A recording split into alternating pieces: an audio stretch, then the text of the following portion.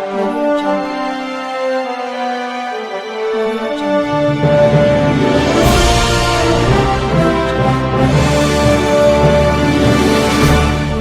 Marcos capítulo 10, versículo 46 ao versículo 52. Quem achou, diga amém. Quem não achou, diga estou procurando. Hoje não tem ninguém. Verso 46. Depois foram para Jericó, e saindo ele de Jericó com os seus discípulos, e uma grande multidão, Bartimeu, o cego, filho de Timeu, estava sentado junto ao caminho, mendigando, e ouvindo que era Jesus de Nazaré, começou a clamar e dizer: Jesus, filho de Davi, tem misericórdia de mim. E muitos o repreendiam para que se calasse, mas ele clamava cada vez mais, dizendo: Filho de Davi, tem misericórdia de mim. E Jesus, parando, disse que o chamassem. E chamaram o cego, dizendo-lhe: tem bom ânimo, levanta-te, que ele te chama. E ele, lançando de si a sua capa, levantou-se e foi ter com Jesus. E Jesus, falando, disse-lhe: que queres que te faça? E o cego lhe disse: Mestre, que eu tenha vista. E Jesus lhe disse: vai, a tua fé te salvou. E logo viu e seguiu a Jesus pelo caminho. Oremos neste momento. Convido você a fazer esta oração em nome de Jesus. Altíssimo Deus, no nome de Jesus, eis a sua palavra que foi lida. Pai, eu peço que o Senhor, nessa noite, use a minha vida, ilumine as nossas mentes, abra as janelas dos céus e derrame, Senhor, das suas ricas bênçãos. Possamos sair daqui transformados por sua palavra. De alguma forma, Senhor, toque nos nossos corações. Devolva-nos o ânimo, devolva-nos a esperança, devolva-nos, Pai eterno, a fé, devolva a fé para aqueles que perderam esta fé, Senhor. Espírito Santo de Deus, restaura-nos nessa noite. Precisamos da sua presença, queremos a sua presença, em nome de Jesus. Amém. Meus irmãos, eu quero falar hoje com vocês sobre esse tema, o cego de Jericó, Evangelho de Marcos, capítulo 10, verso 46. Nós sabemos que o Evangelho de Marcos, ele é um testemunho fiel daquilo que aconteceu na vida do próprio Jesus. Marcos, quando escreve este evangelho, ele é um dos discípulos que acompanharam Pedro, que acompanharam Barnabé. Marcos não é um apóstolo, e sim um seguidor, um homem que encontrou-se com aqueles que tinham tido uma experiência significativa, e a mensagem do Evangelho produziu mudança no coração deste homem, Marcos. Marcos escreve alguns detalhes a respeito do ministério de Jesus. E Marcos era um camarada muito sucinto, muito objetivo. Suas palavras são sempre diretas. E do capítulo 8 ao capítulo 10, Marcos vai iniciar uma sessão impressionante, porque a quantidade de informações que tem do capítulo 8 ao capítulo 10 sugerem N situações trazem para nós diversos ensinamentos importantes. Mas fato é que Marcos, no capítulo 8, ele começa falando sobre um cego. Um cego que foi curado. E no capítulo 10, ele vai encerrar o seu livro, a sua narrativa, também fazendo menção, novamente, de um homem cego. Este homem, Marcos, no capítulo 10, ele vai iniciar uma narrativa onde João e Tiago, dois jovens, filhos de Zebedeu, vão falar com Jesus, dizendo: olha, sabemos que o seu reinado, a sua glória está próxima. Lá no capítulo 20 do Evangelho de Mateus, a mãe destes dois homens pede para Jesus o seguinte: assim que a sua glória se manifestar, por favor, que os meus filhos, João, Tiago, os filhos de Zebedeu, assentem-se à sua direita e governem com você e provem da glória do seu reino. Nós sabemos que a ideia desta mulher era que os seus filhos participassem daquilo que Jesus, na cabeça deles, ele iria fazer, que era dominar Jerusalém, que era dominar aquele reino, era dominar aquela região, tornar-se Senhor de todos, estabelecer o reino de Deus através de um governo forte, através de um governo autoritário. Então esta mulher está pedindo que no momento que Jesus se revelasse como este governante, os seus filhos Tiago e João tivessem lugar ao lado do seu trono, sentar-se um à direita e o outro à esquerda. Jesus vai trazer a explicação desta mensagem, dizendo: olha, não compete a mim quem é que vai ficar de um lado ou de outro, e sim meu Pai tem este poder. Somente a ele foi dado este poder que está nos céus. Então Jesus sai daquela região, pelo caminho do Jordão, seguindo a Cesareia de Filipe. E a Bíblia diz que ele vai chegar na cidade de Jericó. E nesta cidade, ele encontra um homem, filho de Timeu, chamado Bartimeu. O versículo 47 do capítulo 10 vai nos dizer assim: e ouvindo que era Jesus de Nazaré, começou a clamar e a dizer: Jesus, filho de Davi, tem misericórdia de mim.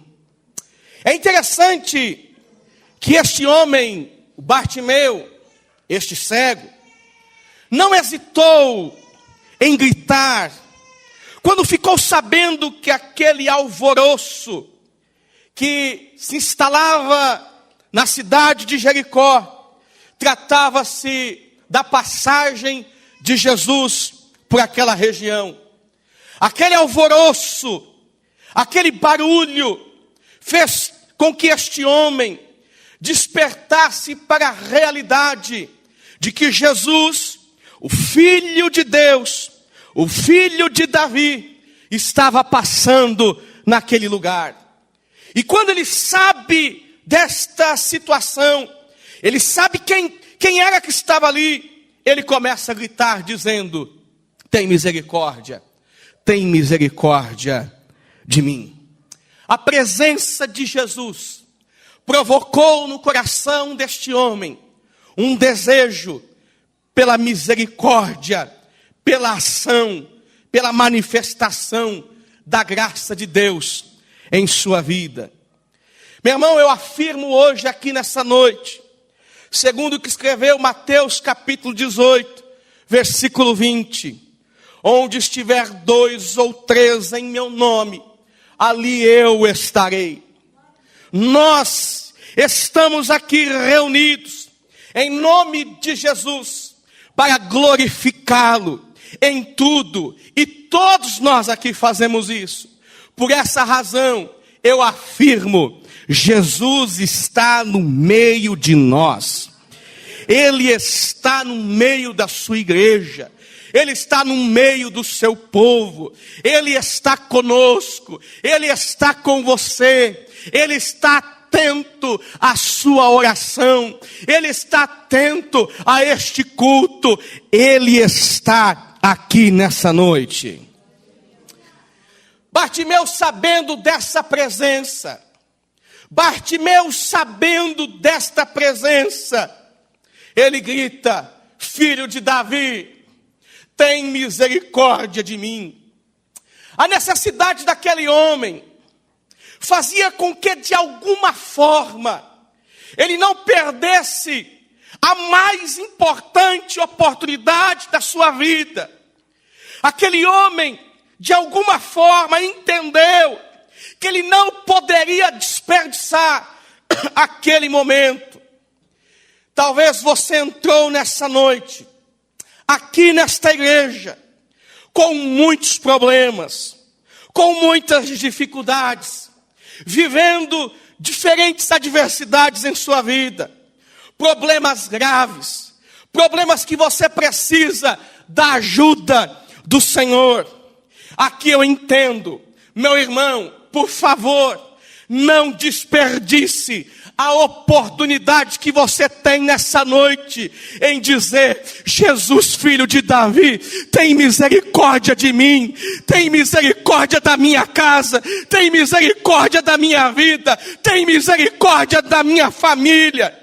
Talvez você está se perguntando: pastor, eu vou perder que oportunidade nessa noite? Que tipo de oportunidade eu posso perder nessa noite? A oportunidade de ser curado, a oportunidade de ser restaurado, a oportunidade de ser liberto, a oportunidade de sair daqui alegre na presença do Senhor, a oportunidade de sair daqui com a alma tranquilizada, a oportunidade de sair daqui cheio de paz, a oportunidade de sair daqui restituído de esperança e de fé na sua vida. Nessa noite, não perca a oportunidade de dizer: Jesus, filho de Davi, tenha misericórdia de mim.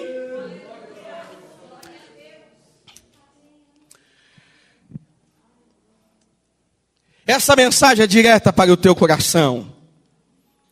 Mas pastor, eu já me decepcionei com tanta coisa. Minha vontade, ela é de desistir. Pastor, eu já ouvi tantas vezes esse chavão de que Jesus está aqui.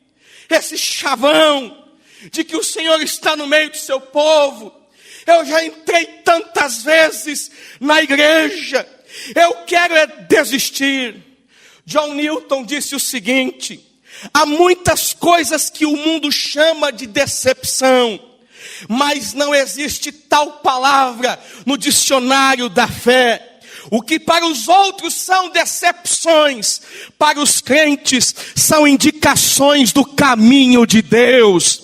Meu irmão, em nome de Jesus, mais uma vez eu te levo a desafiar o momento que você está vivendo, a dizer o seguinte: Jesus, filho de Davi, tem misericórdia de mim, porque eu creio que o Senhor está trabalhando e continuarei acreditando que o Senhor trabalhará na minha vida. Não desista. Continue acreditando no filho de Davi. Repita comigo: eu não posso desistir de acreditar no filho de Davi. Mas olhando para esse texto, para essa história deste homem, o Bartimeu, eu consigo perceber algumas lições importantes para as nossas vidas. Lições importantes que eu quero compartilhar com vocês nessa noite. A primeira lição que eu quero dizer a vocês, e abram bem os seus ouvidos, é a seguinte lição: não acredite que Jesus está ocupado demais para escutá-lo. Primeira lição que precisamos aprender nessa noite: não acredite que Jesus está ocupado demais para escutá-lo. O versículo 48 do capítulo 10 vai dizer assim: e muitos repreendiam o cego para que ele se calasse. Meus irmãos, o homem consegue entender que suas culpas têm o poder suficiente para escondê-lo de Deus. O homem consegue entender que a culpa, o erro, tem o poder suficiente de escondê-lo de Deus. Mas ele tem dificuldade em compreender que a graça rompe o pecado e torna possível o acesso à presença de Deus. O homem tem dificuldade em aceitar que a graça pode restaurá-lo, reabilitá-lo a entrar na presença de Deus. John Stott diz que a única função da fé é receber o que a graça oferece.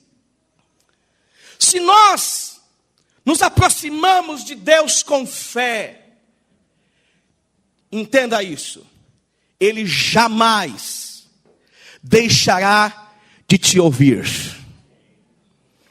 A prioridade do Senhor é corresponder ao amor dos seus filhos. A prioridade de Deus é corresponder ao seu amor. Salmo 34, verso 6 vai dizer assim: clamou este aflito, e o Senhor o ouviu, e o livrou de todas as suas tribulações. Meu irmão, não acredite que Jesus está ocupado demais para escutá-lo.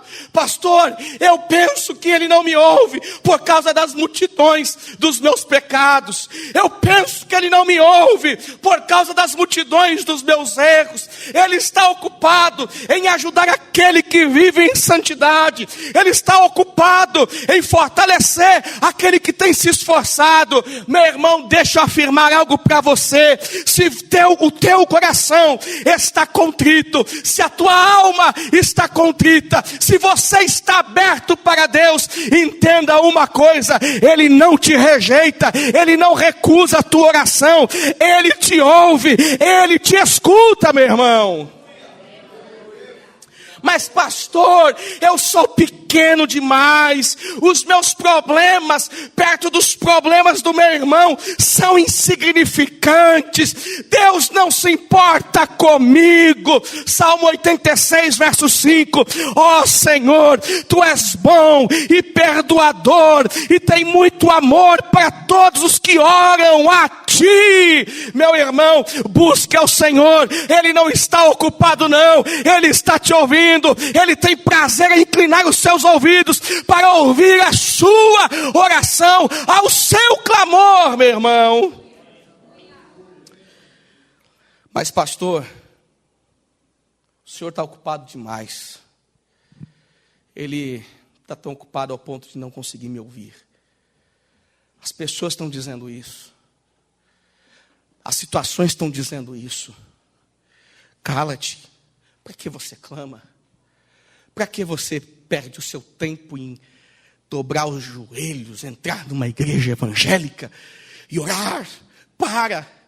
Deus está ocupado demais, são milhares e milhares de evangélicos por todo o mundo, orando ao mesmo tempo. Ele não vai te ouvir. Você é um pecador, você é uma pecadora. Meu irmão, rejeita essa voz de Satanás hoje, em nome de Jesus. Diga, eu sou um pecador mesmo, porém eu acredito que o meu nome, ele está gravado nas mãos de Deus. Deus não consegue se esquecer de mim. Deus não consegue se esquecer de mim. O Senhor está ouvindo o seu clamor. Diz a pessoa que está do seu lado aí, o Senhor está te ouvindo.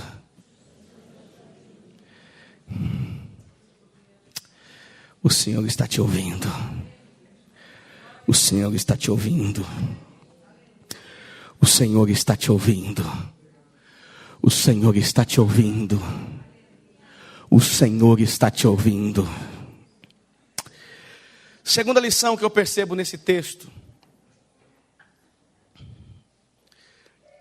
Persista, pois a misericórdia de Deus está disponível em Jesus. Eu vou repetir. Persista, pois a misericórdia de Deus está disponível em Jesus. O verso 48 do capítulo 10 está escrito assim: mas ele clamava cada vez mais. Diziam para ele, cala-te.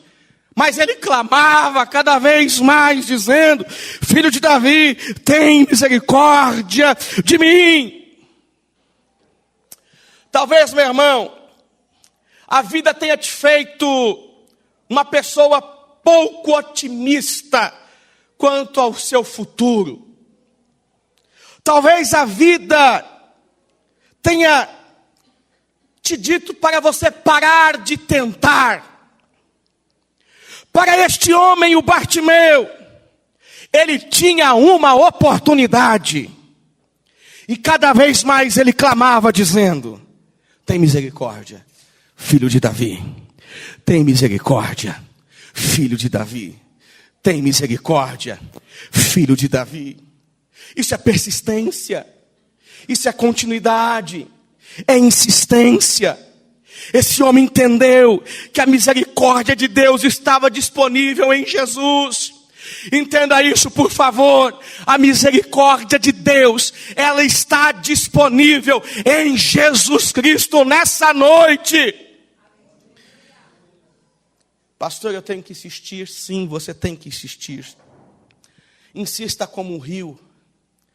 O rio corta a rocha, não por causa de sua força, mas por causa da sua persistência. Um rio corta a rocha não por causa da sua força, mas por causa da sua persistência. Corte a rocha nessa noite em nome de Jesus. Corte as rochas da vida. Corte os obstáculos da vida. Rompa, persista. Mas pastor, tudo está dizendo, cala, não avança, não avança. Eu vou avançar. Porque eu estou vendo que lá em Jesus, a misericórdia está disponível. Lá em Jesus, a misericórdia está disponível. Efésios capítulo 2, versículo 4, está escrito, mas Deus, que é riquíssimo em misericórdia, pelo seu muito amor, com que nos amou. Persista. Continue clamando Jesus. Persista. Deus está falando com alguns corações aqui nessa noite. Persista. Terceira lição que eu percebo aqui nesse texto.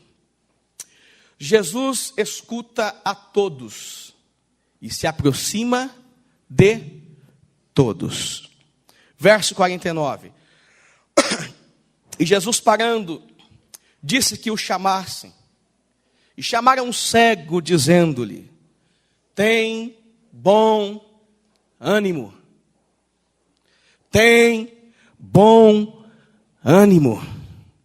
Levanta-te, que ele te chama. Mas eu sou apenas um cego. Eu sou apenas o Bartimeu, filho de Timeu. Eu sou alguém desprovido de uma série de coisas. Eu não tenho nem endereço. Eu não tenho nada. Eu não tenho história. Eu sou um cego. Essa é a minha história. Essas são as minhas dificuldades. Ele jamais vai se aproximar de mim. Puxa vida, pastor. Mas eu pensei que os privilegiados eram aqueles que subiam no púlpito. Eram os presbíteros, os diáconos, os obreiros, os líderes. Estes eram os privilegiados. Meu irmão, você é um privilegiado. Você que me ouve nessa noite tem o privilégio de ouvir uma mensagem que pode mudar a sua eternidade, que pode mudar o seu futuro, que pode mudar a sua família, que pode mudar o seu casamento, que pode mudar por completo a sua existência.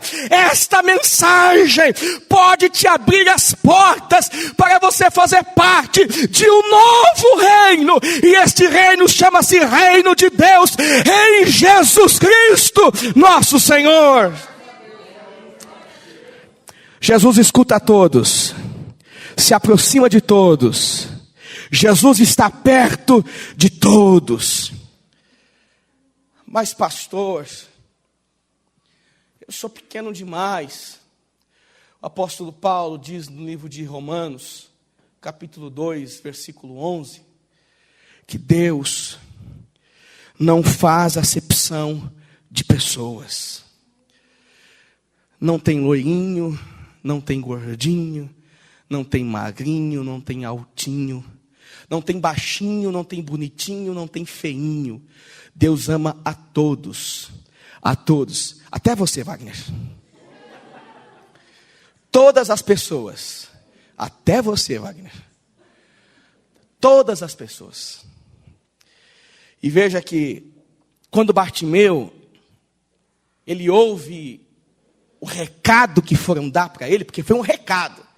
Não foi Jesus que foi falar para ele, foi um recado. Um dos discípulos chega para ele, ô Bartimeu, ele te ouviu. Bartimeu, ele te ouviu. Tem bom ânimo, Bartimeu. Tem bom ânimo. Levanta-te, Bartimeu. Ele te ouviu. Levanta da beira deste caminho, Bartimeu. Ele te ouviu. Ele te chama. Ele está te chamando. Ele está te chamando porque Ele quer conversar com você. Você não está gritando aí, Jesus, filho de Davi. Ele te ouviu, Bartimeu. Ele te ouviu. Tem bom ânimo. Levanta-te. Por causa da cruz do Calvário, eu afirmo nessa noite, Ele te ouviu. Ele te ouviu. Ele te ouviu, Ele te ouviu, Ele te ouviu. Tem bom ânimo, Ele te ouviu. Tem bom ânimo, Ele te ouviu. Levanta-te, levanta-te, Ele te chama. Quarta lição que eu vejo nesse texto. Quando percebemos o chamado de Jesus, abrimos mão das coisas que damos valor. Veja o verso 50, por favor. E ele, lançando de si a sua capa, levantou-se e foi ter com? Me parece que o que este homem possuía na vida era apenas aquela capa. Me parece que o que este homem possuía de mais valioso era aquela capa. Jesus o chama, e a Bíblia diz que este homem lança de si a sua capa. Aquilo era o seu maior tesouro.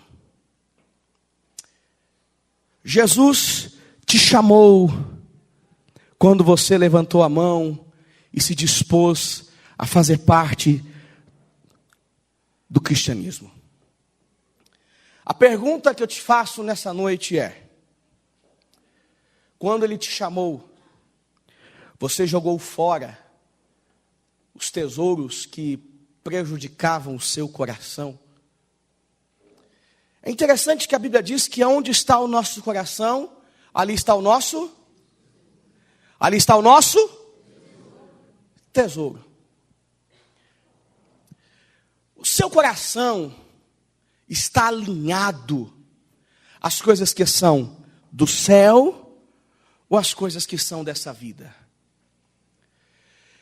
Se a tua prioridade são as coisas dessa vida, a capa dessa vida é o seu tesouro. O seu tesouro é esse mundo. O seu tesouro são as conquistas desse mundo. O seu tesouro são os valores desse mundo. A primeira coisa que este homem faz, quando chega ao seu coração a mensagem de que Jesus o chamava, era lançar de si a sua capa, o seu bem mais precioso. Meu irmão, minha irmã, Jesus te chamou para que você abra mão de valores, para que Ele coloque dentro de você outros valores. Mas pastor, eu amo tanto essa minha capa, pastor, eu amo tanto essa minha vida, eu amo tanto esse meu jeito, eu amo tanto essas minhas prioridades, pastor, eu amo tanto esses prazeres loucos da vida, pastor. Mas Ele te chama, Ele te chama para uma relação, Ele te chama para algo.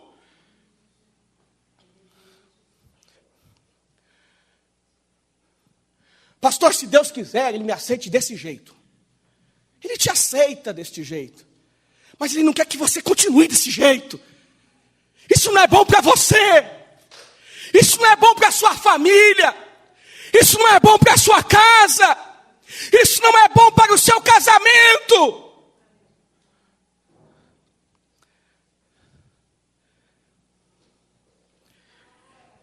Que capa você precisa largar? Charles Spurgeon disse o seguinte: pecado e inferno estão casados, a não ser que o arrependimento anuncie o divórcio. Pecado e inferno estão casados, a não ser que o arrependimento anuncie o divórcio. Divorcie-se nessa noite, peça separação, chuta esse laço, abandona essa mulher. Calma, não é essa aí que está do seu lado, não. Não é isso. Você casou com pecado. Você casou com erro. Não adianta olhar para o Wagner agora, Simone. Calma. Você casou com erro. Meu irmão, tem que fazer isso, descontar nos outros, porque todo mundo me bulina e eu não faço nada. É brincadeira, viu? Você não acha que está na hora de você cortar, jogar fora a capa? Fala para a pessoa que está do seu lado: separe-se do pecado. Peça o divórcio.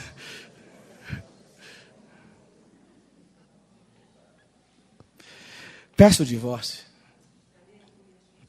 Posso ouvir um aleluia? Largar o pecado,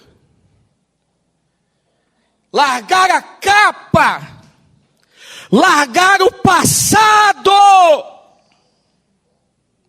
é pedir o divórcio. Peça o divórcio nessa noite do pecado. Quinta lição que eu vejo nesse texto: Quinta lição que eu vejo nesse texto. Jesus dá ao Bartimeu a liberdade de ele expressar seus mais sinceros desejos. Veja o versículo 51 comigo, por favor.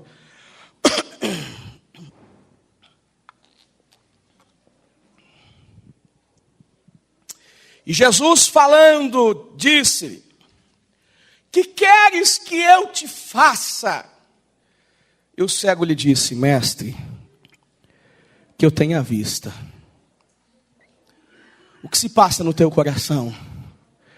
Jesus te dá a liberdade de expressar os seus mais sinceros desejos a Ele. O que passa aí dentro do teu coração? Jesus te dá a liberdade nessa noite para dizer o seguinte para você: fala o que incomoda a tua alma, fala. Você tem liberdade para contar os seus segredos mais íntimos para mim. Você tem liberdade para expressar as suas necessidades mais urgentes para mim. É isso que Jesus está dizendo para esse Bartimeu. Que queres que eu te faça? Você tem liberdade, Bartimeu, para expressar os seus mais sinceros desejos, Bartimeu.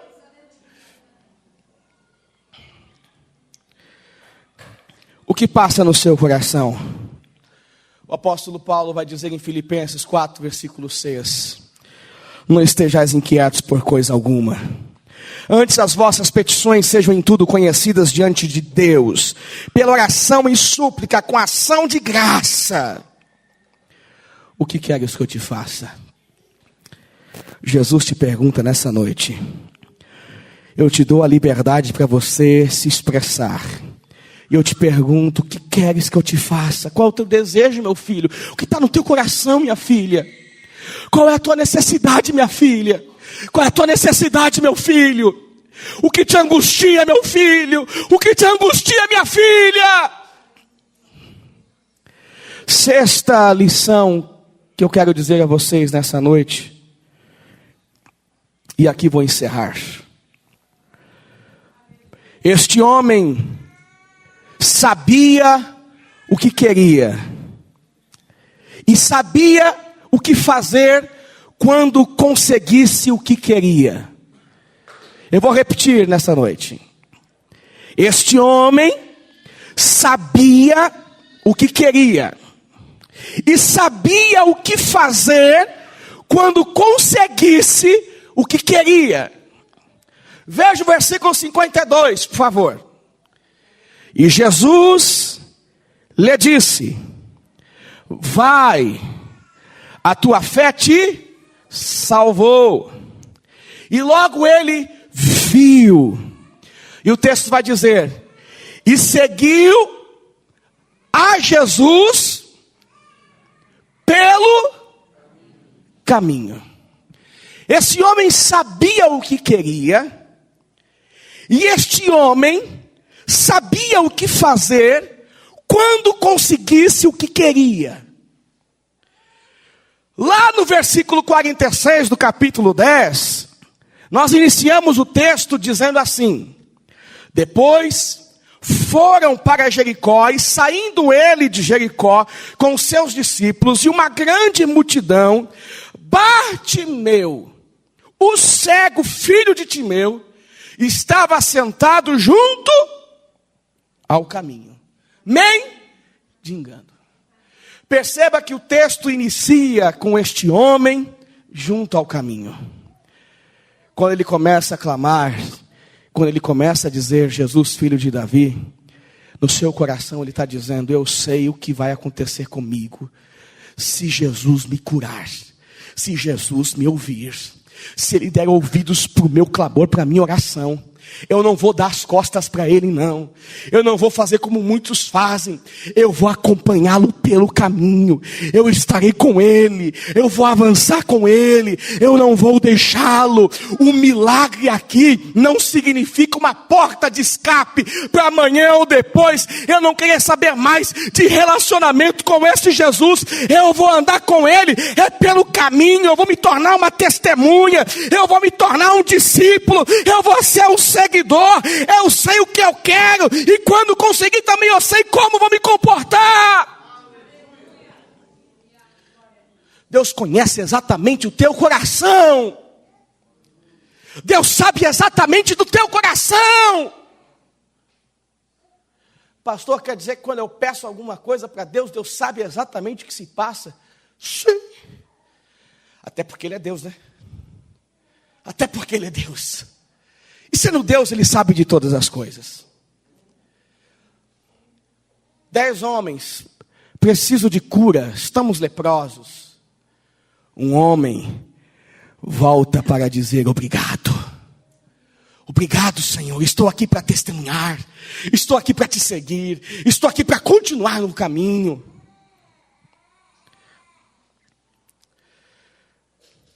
Neste momento que ele é curado,